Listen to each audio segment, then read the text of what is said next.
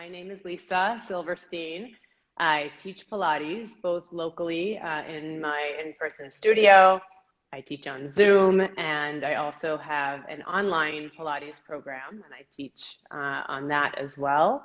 And I'm a nurse. I'm a non-practicing registered nurse. That's what I did up until I discovered Pilates and kind of shifted and moved to a different place, physically to a different country. I live in Israel. I have 4 kids. So it's all just part of the crazy juggle, trying to make some sense out of all of it. Yeah. So tell me about your program. So I've seen it. It's so slick. Like you got all your online classes and stuff like that. So can we just talk about that for a second? Yeah. It's such a crazy thing because people at this point always assume that it was like a response to COVID. And I'm so grateful that I started it, but it was actually in the works several months, if not a year before that. And I had this full, schedule and a bustling studio, but I still had this weird pull that I felt like this is really nice in my tiny little corner of the world, but I just felt like I wanted to branch out and connect with more people in more places. Yes. And I had this wild idea. And so I worked with a website developer, and I started filming my own things and teaching myself how to edit and putting it all together. And it was due to launch in April of 2020 and to really start in May of 2020. So thankfully it was all set up and ready to go by then. Little did I know that I'd be completely shutting down my physical studio for a very long time and only doing that. So it was really interesting, and I'm so grateful for it. Yeah, well, that's a blessing, right? In the sense that 1, you had the infrastructure ready, and then 2, you have this space to actually build it well instead of just building it fast, because you can actually give it some attention. Yeah, I didn't have to scramble. I was still learning, new at it, learning as I went, making mistakes, ironing out the kinks, but it was really just kind of set up. Yeah, so it was great. Yeah, one of the lines I used to say a lot last year when I started doing these conversations, like all this whole platform and this core conversations thing is just a year old. My first conversations, I caught myself saying this almost every day, that we're now in a position where we could take some time to work on our business instead of just work in our business. Yeah. And sometimes you're so, what's the expression? Like you're so deep into the woods, you can't see the trees. It's just, there's a lot of that where you're just there's a leak and you plug it, and another leak and you plug it, and you're just trying to go through all the motions. And sometimes it's really helpful to take a step back and look at it in its entirety and put your energy into that. For sure. There was a lot of rethinking of how I structure things in my studio, and sort of reevaluating. I taught a lot of night classes, but that was really hard for me. And I kind of decided to do fewer of those. And so, yeah, gives you a different perspective when you can really take a step back. When can you really do that otherwise? Right. Exactly.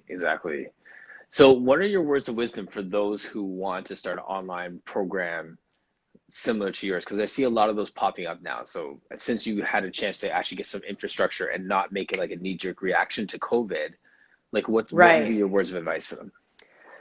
Well, I started slowly. So the program that I have right now, I call it membership. I should probably think of a more creative name. But it's pretty straightforward. Yes. You become a member of my online studio. And what that does is it gives you access, on-demand access to every single video that I've ever made. And I really didn't originally intend to do it that way. When I was first starting out and first putting it together, I thought, let me start by doing these little 1-month challenges where you sign up and it's however much it is. And then every week I send you a new class. And I really tried as hard as I could to really connect to the people who are participating and really pick their brains and say, okay, what did you like about that? What did you not like about that? Did you like that it was one at a time, or would you rather it all at once? And from all of that really helpful feedback, then I was able to put together the program that I have now. I want it to work for the people. So what better way than to really just ask them, okay, what works for you? And it seemed like having this full all access approach was what, at least the people who were interested in my classes, that's what they seemed to want. Yeah. So that was helpful. And the other piece of advice that I would give to people, other than listen to the feedback of the people that you're teaching, is to just do it. You know, I mean, you can't wait until you have a perfect product. And you know, if I were really waiting until everything was absolutely perfect, I mean, there are some times where I'm editing a video and I'm like rolling my eyes at myself and I'm thinking, I don't really like this. Yes. But all right, but I did it and I'm sure it's fine and let me just send it out anyway. And it's funny because sometimes that will be the video that people will write back and be like, I love that. I'm like, Yes. So it's really interesting. It almost didn't make the cut. Yeah, so we are our toughest critics. And I mean, Absolutely. obviously do your homework, put in the work, put in the prep and everything. You don't want to just kind of hit the ground running with no preparation, but definitely not to wait for that perfect feeling. It's never going to come. So just do it. Yeah. Right. Just do it. Yeah. Yeah. Where did I hear that one? I know it sounds familiar. We probably won't get sued for that, but it's all good. But that's it, right? A lot of times we wait till we have these perfect conditions, and we got to be responsible too, right? So I always try and play both sides of that because I'm the calculated. Let me make sure everything's good to jump, and I'm learning more to just kind of follow my instincts and just go with it. So I always err on the side of making sure I, measure twice and cut once type thing, right? But I was waiting for you to say something about like listening to what works for you as well in that sense. Because like, I mean, it's one thing to just want to throw stuff out there and just go for it. But then sometimes we do that and it just doesn't feel right.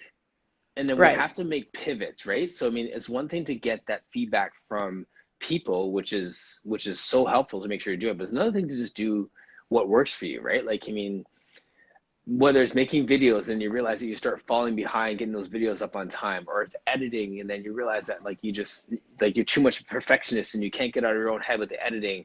Like there's so many points where we get stuck and then realize that, there's times that we need to press through and there's times when you need to just reevaluate and go a different direction. For sure. Yeah. Yeah. And the whole reason why I got into this whole online thing in the beginning was really because I was just listening to this voice inside of me that was really strongly saying, just go for it. Just try to do this. And I really had friends that sat me down. It was like a crazy year because it was like this full-time studio situation. And then at any free moment, and that cut into sleep time and everything else, I was really trying to create this whole other business at the same time. I wasn't prepared to shut anything down. And friends sat me down and said, like, what is your plan here? Like, what are you doing? And I said, I know that this is crazy and this is not a sustainable schedule for me. I am not going to like spin 2 plates all the time, full-time craziness. But for right now, I just feel like this is what I need to do. Listening to that inner voice, that's what got me into this in the first place. So absolutely. I mean, you can get all the feedback in the world, but if it doesn't resonate, it doesn't feel right, it doesn't feel like you, then, then it's not going to work. Yeah. Yeah. Were there any fears that were postponing this launch? Always fear, for sure. But But I think that it was really helpful that I started an Instagram account really having very low expectations. And there was a lot of fear in doing that even. I mean, I'm Pilates in a pencil skirt. I'm doing Pilates in a skirt. Maybe that's just too weird. Maybe that's just too out there. Maybe people wouldn't really respond to it, or I don't know, putting yourself out there on social media, and maybe people would be super critical. And so always fear. But when I got onto Instagram, when I started doing social media, really there was a very warm welcome. And I felt like in many ways that gave me my wings. I'm like, wow, people are, I'm not just shouting into the void. People are there. We're connecting. We're supporting each other. Pilates professionals and other kinds of movers and non-movers. I mean, all kinds of people. So I feel like that actually helped quiet the fears a little bit that I was dipping my toe in the pool, and I was like, this is okay. There's no sharks. Yeah, not yet. That's awesome. So where did the pencil skirt idea come from? Well, so I dress modestly in accordance to Jewish tradition. So I wear skirts. And most athletic skirts are cut kind of like A-line. So when you're running or doing whatever you're doing, they kind of swish from side to side and move with you. And that's great for other sports. That does not work for Pilates. If the point is to get a little bit of coverage, most of the time we're on our back with the legs up in the air. A nice flary skirt is just gonna come all the way down, and that kind of defeats the purpose. So I discovered, I discovered that a nice pencil skirt with a lot of give can allow me to still move around and still get a nice range of motion, but it stays put. And when I was deciding, should I go on social media? Should I do this? Should I really post videos of myself? And what about the skirt thing? And is that weird? I was like, you know what? If I'm going to go in, I'm going all in, and I'm just putting it right out there in my name. Yes. I'm Pilates in a pencil skirt. That's exactly what I do. And it's been great. Yeah. That's fantastic. Yeah. So it's been a wild ride.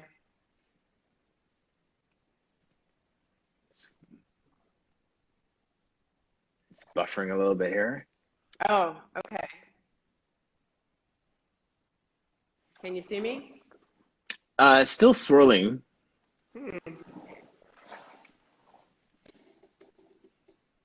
I can try to check my my connection. Just afraid I'll lose you altogether. Yeah. Can you hear me? I can hear you fine the whole time. It's just blurry and still kind of swirling a bit, but all right. I'm gonna it'll settle. Yeah. Okay. Let me know if it doesn't. It looks clear to me, but so let me know if it's just still all blurry. Yeah, it's weird. Sometimes it does this, and then when you see the replay, it was fine. So maybe it's my connection on this end too.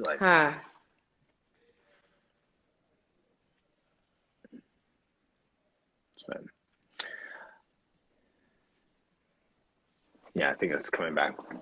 Okay. Oh, good. So the Pilates and the pencil skirt. Yeah. Well, it's still a bit blurry, but I can hear you. Still blurry. So just keep moving. Yeah. Okay.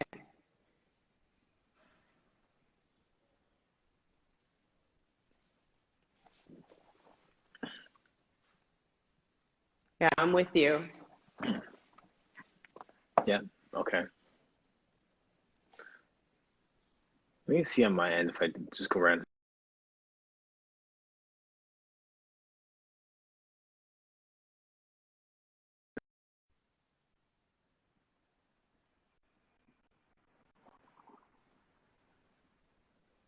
Is that better? Yeah, yours is still it's still kind of spinning.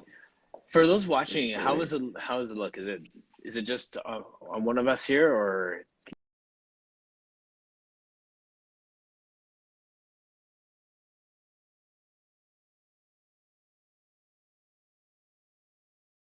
you guys see Lisa okay?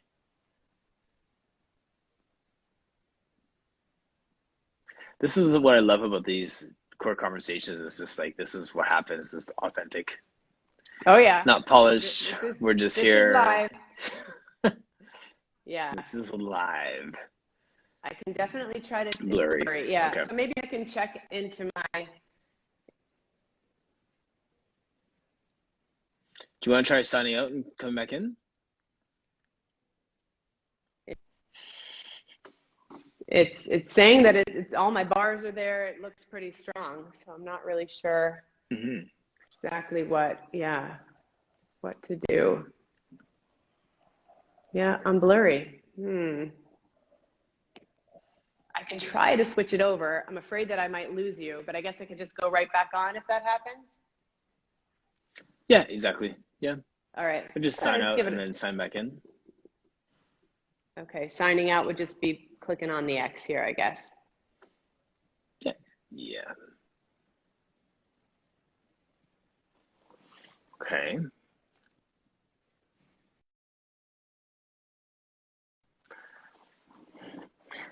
And so thanks for joining us so far, guys. Everybody.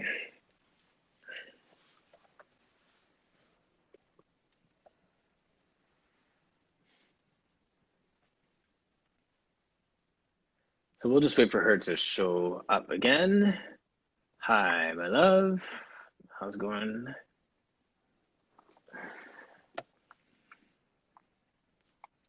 And Lisa's back. Oh yeah, 1 second.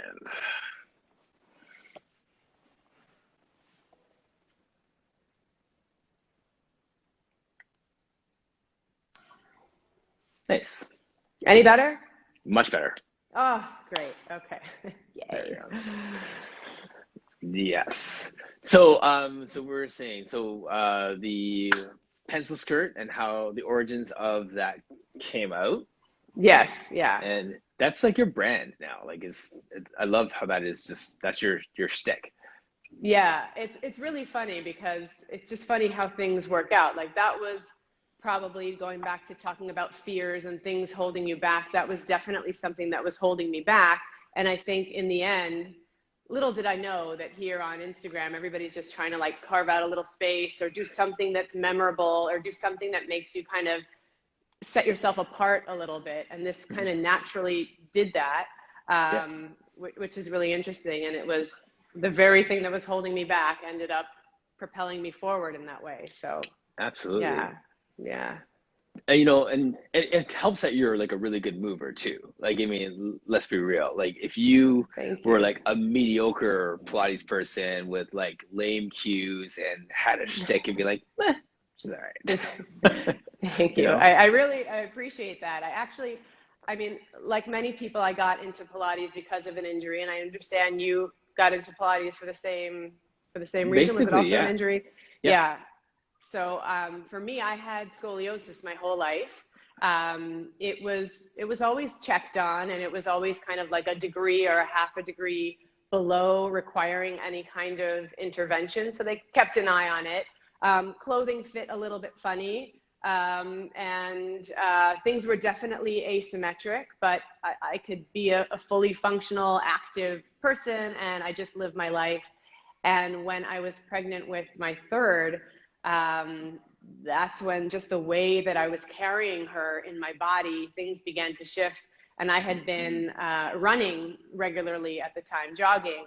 And I got the okay to continue jogging into my pregnancy because that's kind of how it works. If you've been Yes. jogging, before, then it's fine to continue. And something just shifted and never quite shifted back even after I had her. And all those little asymmetries that didn't really bother me became big asymmetries. So Yes. it took a while to even out the body in terms of flexibility, in terms of strength, in terms of how I carry myself. But that was Yes. really from Pilates and from nothing else. And I tried a lot of other things. Yeah. Yes. That's I just put that in a post this morning. Just that it's like our strength areas and our areas of growth. Like it exposes those muscle imbalances, and it brings them back into alignment in such a great way. Yeah. Yeah. Yeah, for sure. So Such how a did powerful thing. so when was the first time you did a Pilates class? Like, tell me about like your first experience with this Pilates thing. The first time I taught Pilates, like in person. No, like actually taking a class, like how you discovered Pilates and. My own Pilates. So in college, I've always been. My phone is telling me that my battery's low. Great. I've always liked to move. I was on the basketball team. I was on the swim team. Not at all the best in any of those things, but I knew that movement had to be some kind of part of my life. I don't think I had that one thing that I like fell in love with. Not until Pilates came around. And when I was in college, I made a point of taking some kind of physical fitness class. every semester just to kind of learn something new. I learned squash. I thought that was really cool. And then I went to a class called Core Strength. It wasn't, I mean, it was some Pilates. My screen keeps going blank. It was some Pilates, and she kind of said that this is based on some Pilates stuff. I hadn't really heard of it before, but I loved the feeling. And it also brought out an incredible awareness of an area of total weakness in my body, you know? Yes. So you think that that would like have me running away, being like, oh, I don't want to have to deal with that. But I was like, wow, I really, Challenge maybe accepted. because of the scoliosis. Yeah. But I'm like, I stink at this. I'm so weak in my core. I love it. I love it. And I want to strengthen it up, and I want to do more. And so I was kind of aware and took a couple Pilates classes and maybe took some videos online. But then it circled back again to when I had that issue after and during my pregnancy, where everything was just out of whack. And someone had suggested, why don't you try Pilates to work on your core strength? And maybe that can just support your spine and your pelvis a little bit better. And I was like, yeah, that really makes sense. So I signed myself up for a class, and it was hard. It was really hard. Again, it was like pointing out this huge area of weakness, but I'm like, this is exactly what I needed.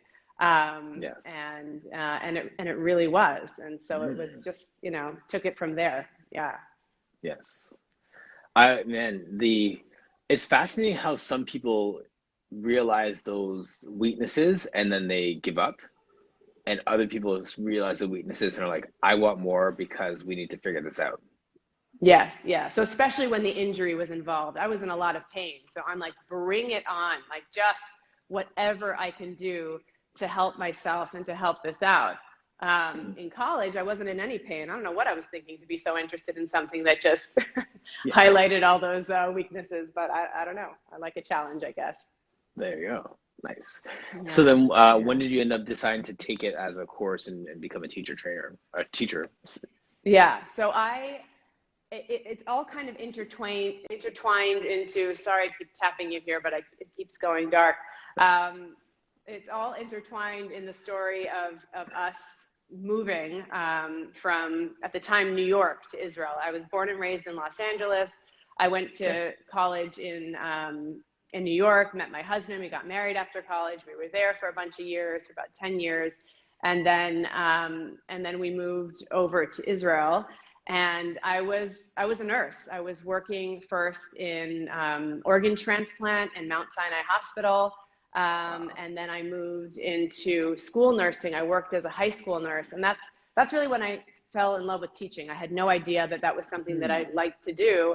And they said, okay, so in addition to your nursing duties, can you also devise a health curriculum and teach the kids health? I'm like, I guess, okay. So I did the best I could, and I got up there and I taught them, and it was an incredible feeling. And I was like, wow, I love teaching.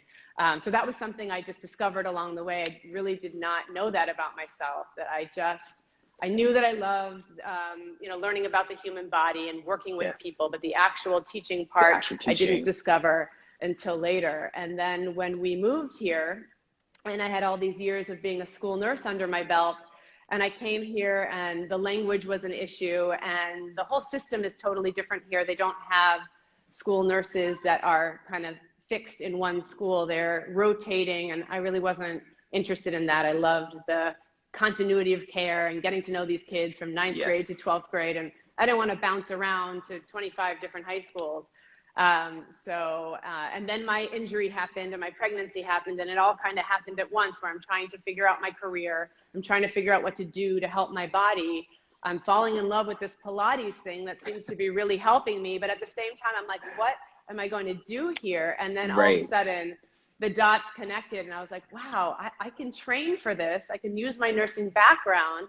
I could teach again. I could teach Pilates, and it just all kind of came together from there. So that wasn't the plan, but I'm so glad that it happened. Sounds like a great plan to me. Yeah. And I remember speaking, No, no, go ahead, go ahead. I wrote down something I want to circle back to, but like finish your thought. Okay, Yeah. yeah. I know. I remember speaking a lot to my nursing friends, and they're like, "You're doing what over there? Like, you're teaching what?"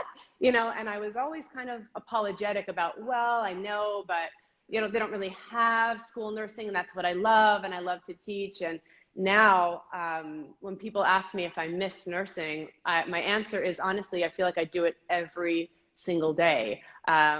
I don't know if I tend to attract people who have a lot of injuries that they're trying to work around, or if that's just my reputation. I mean, I work with a lot of people who are injury free as well, but I feel like every single day, every single minute of every single Pilates session that I teach, I am absolutely using my nursing background, and it's all about Absolutely. health promotion and disease prevention, and that's exactly what we're doing in Pilates. So Yes. it just connects so well. Yeah.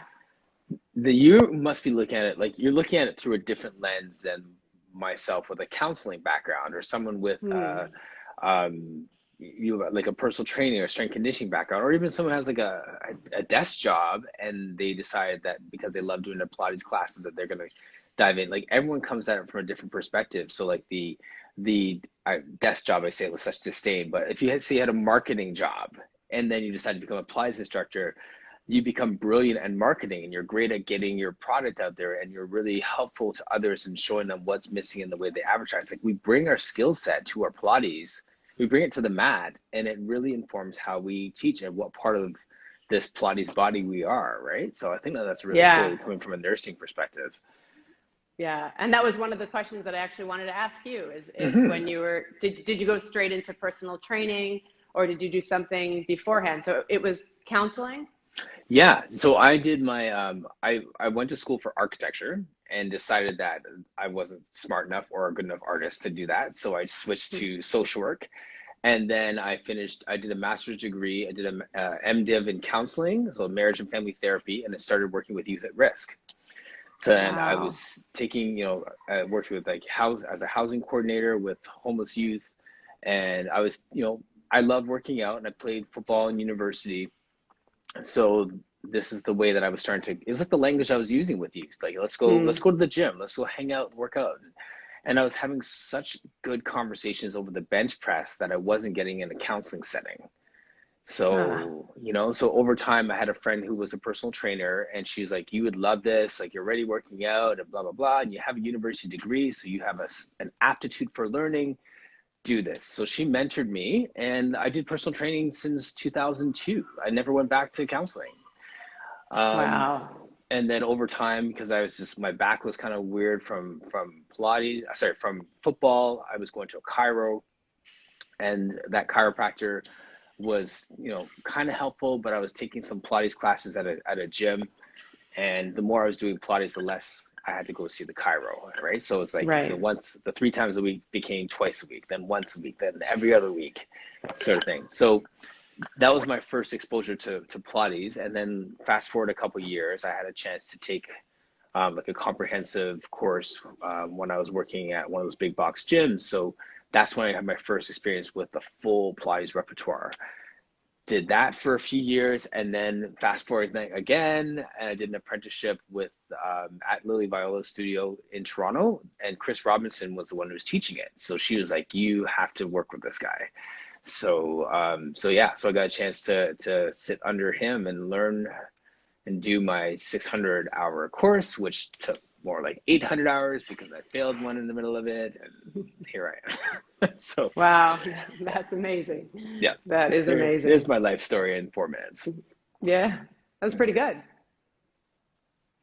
Thank you.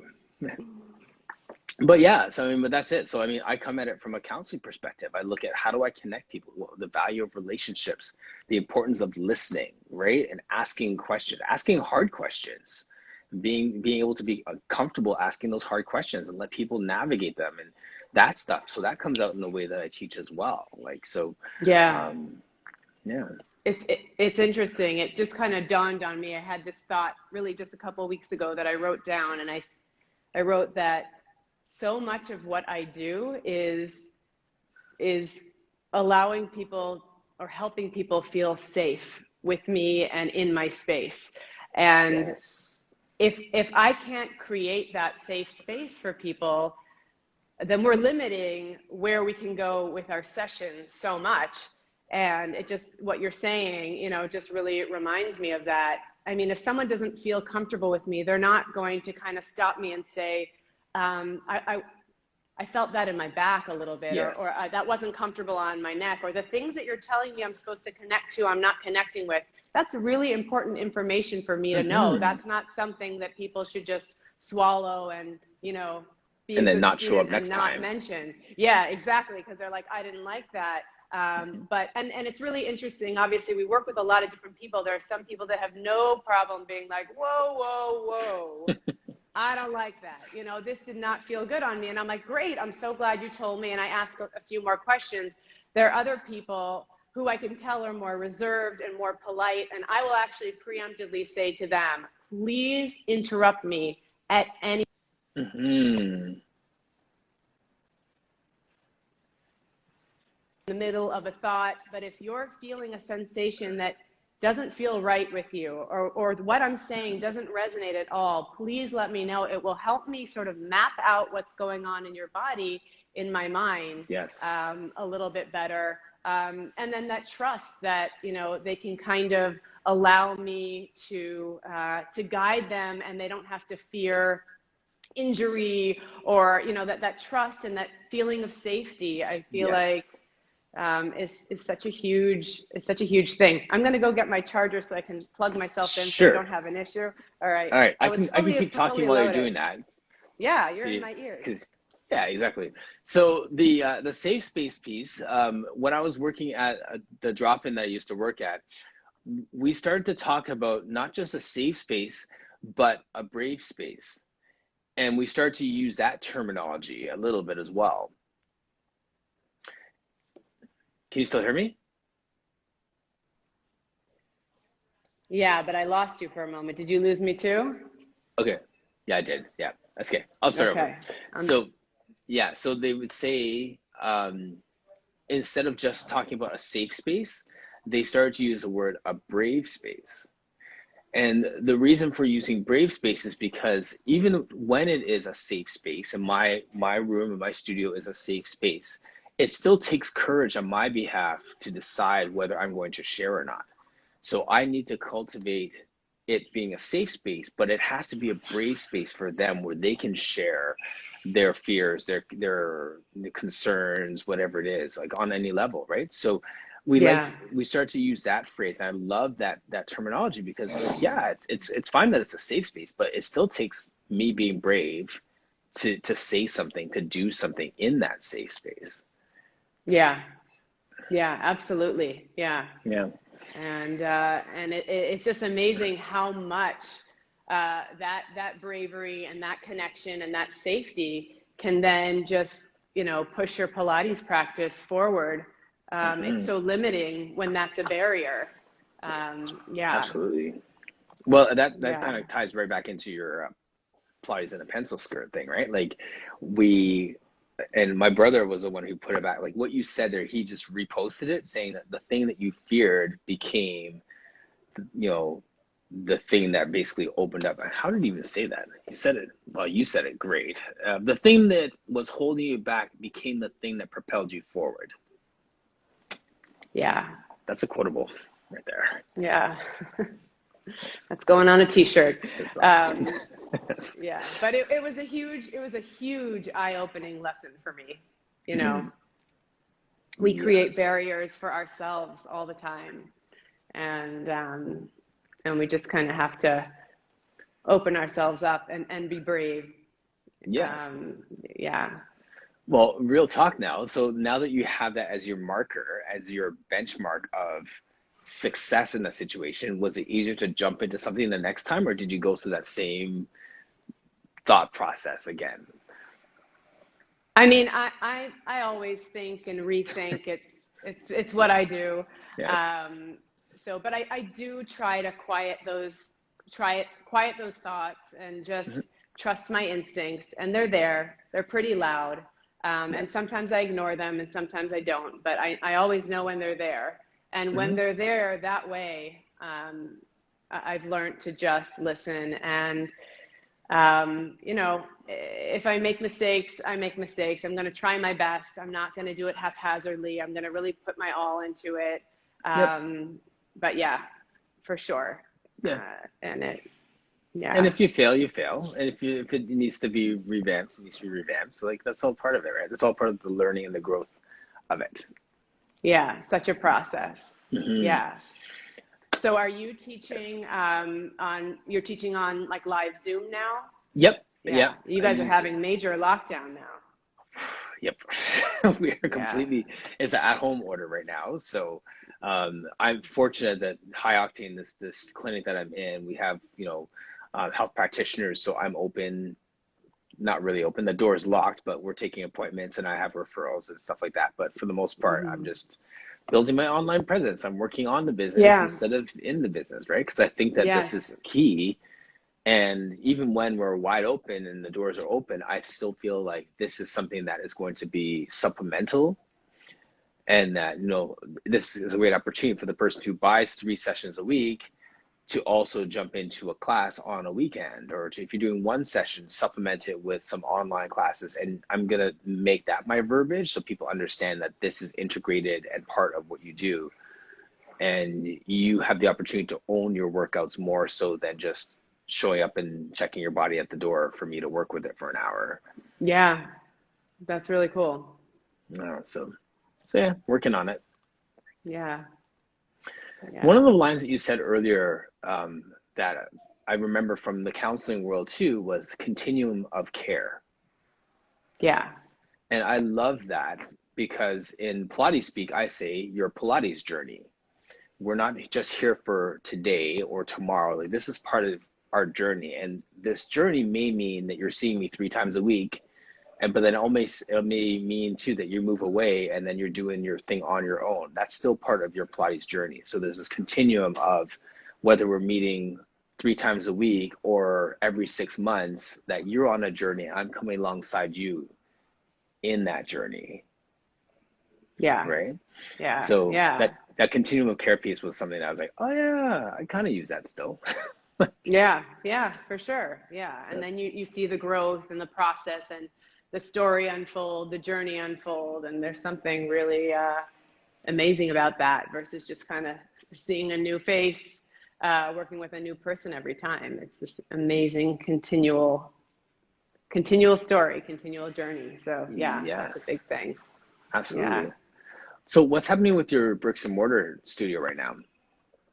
So we were on lockdown for a really long time, on and off. I think we had 3 big ones that lasted a long time, and then one kind of a smaller one where there were different things that I was allowed to do at different points. So I'm very lucky that my students, for the most part, live really locally. So at a certain point, I was able to teach one-on-one outside. That was allowed. And we had good weather here. So that was really helpful. If there was snow on the ground, nobody's going to want to meet me in a park or, whatever. Group classes took a hit. Group classes totally stopped. That wasn't allowed inside or outside or any which way. But now things are able to open up again. I mean, you do need to have to show what they call your green passport here at the door to show that you've been double vaccinated. And then as long as you are, then you're good to go.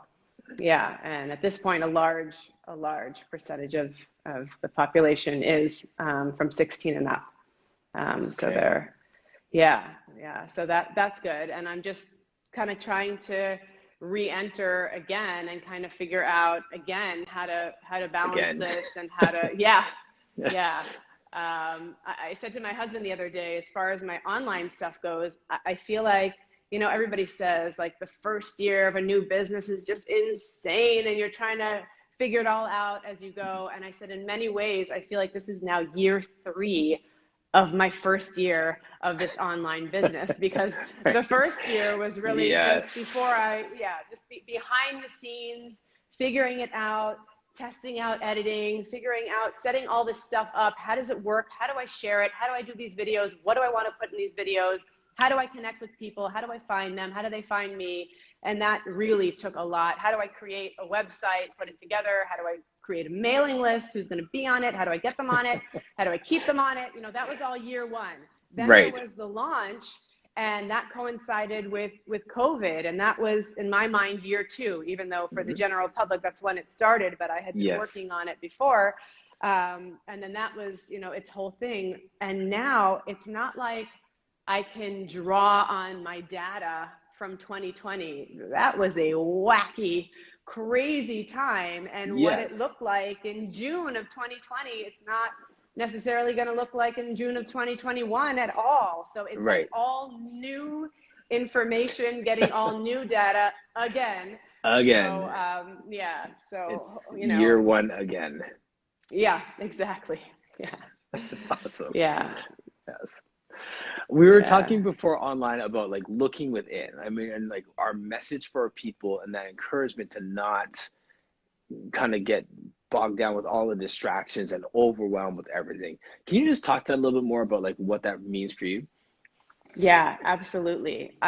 I think that, I mean, I know that we're living in the information age right now where we have so much information right at our fingertips. We have Google for everything.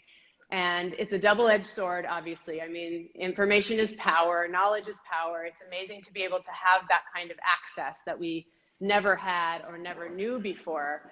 But at the same time, the information is just all over the place. It changes every day. It conflicts itself. Sometimes what we have access to in life is just flat out true at all. You know, did I lose you? Right. You there? Yeah, I got a call. So I just cut it out. It's good. Yeah. Anyway, so it's this double-edged sword with all of this information, and really we're all just desperately trying as best we can to live healthier lives, you know, to move our bodies, to figure out sleeping patterns, to figure out diets that work for us, and we're just so thirsty for this information. Just tell me how to live my healthiest life, Google. Yes. Right. And I think that my message is that there, and I know that it sounds a little corny, but I don't care because it's true. I really think that so many of the answers that we're looking for are within, and we have to turn inward to find it instead of always looking outward to find it. Health is so individualized. What's going to work for one person, even if it's true for them, is not necessarily going to work well for you. There's no hard or fast rules except for, you know, obviously don't do anything horribly dangerous that everybody knows will harm your health.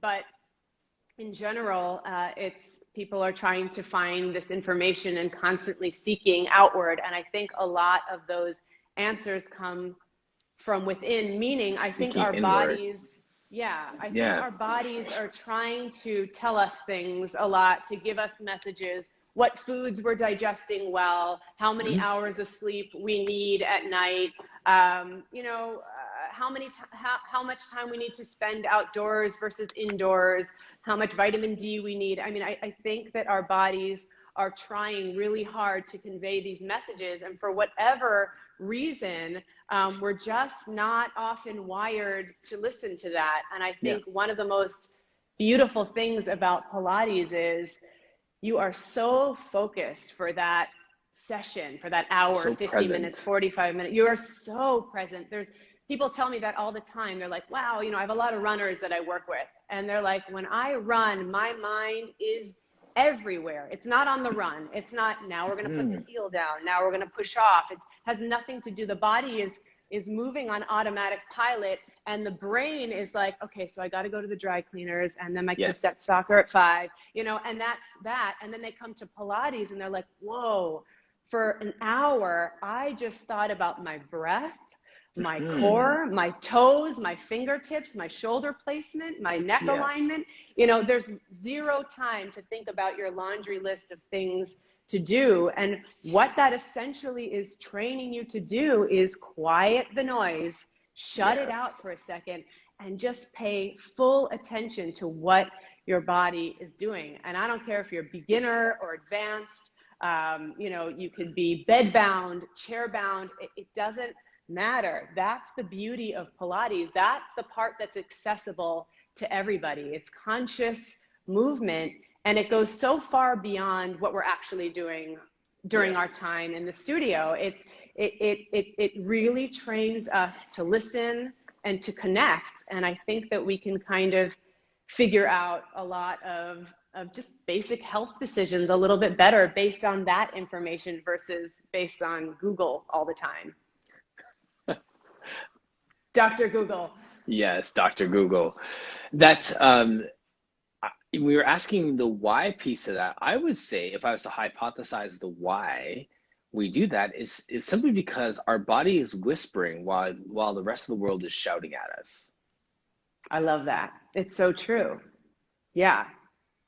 Right? Like yeah. it's simply saying, are you sure you want that? Where everyone's like, you do this, try that. Like we're getting so many messages, so many things shouting at us, and our body's just really just whispering what we really should be doing. But it takes that place of blocking out that noise and finding that quiet and listening and being in tune to that, right? Like you're a mom, like you can hear your kids cry, you could hear when they're playing and then something goes off, like you're tuned into that. Yeah. That's a different ear. Like you have that mother's ear for something that might be going wrong, right? So true. So true. In our bodies, like we need to have that mother's ear for what might be going on. Like what is that? Oh, yeah. okay, you know, like that's what we need. We need to sharpen our skills. Yeah, for sure. Yeah, I love that. It's a much quieter voice. You're right. And the whole skill of listening is so different. And I really think that, I mean, among everything else that Pilates allows you to do, it's also that, you know, and that's a big part of it. And I love watching my clients discover that. They're like, whoa, like where was I during that hour? The time really flew. I was just in my body. I wasn't even in my head. I was in my body. Yes. And, you know, and I just think that's a really powerful thing. Yeah, absolutely. Isn't that fascinating when that happens in this conversation too, where it shifted from what is your name and what do you do to like it's 59. Like, wow. You know, Oh my gosh. But that's it. And then the fact that we can get lost in our passion for this work and letting people see and hear and be present, like that's the gift that we give people through this work. I agree.